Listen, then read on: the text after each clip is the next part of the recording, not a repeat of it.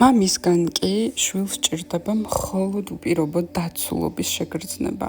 თუ მამისგან ამითი ბავშვი არ არის უზრუნველყოფილი, მაშინ ის აბსოლუტურად ნებისმიერ გარემოში, სოციუმში, სადაც მას ექნება შეხება ბაღიდან დაწყებული, შემდგომ სამსახურით დამთავრებული, აუცილებლად იქნება არათავდაჯერებული და ექნება ძალიან დიდი ეჭვები სოციუმთან მიმართებაში. შეიძლება ხშირად გრძნობდეს, რომ სოციუმი მისთვის საფრთხის შემცველია.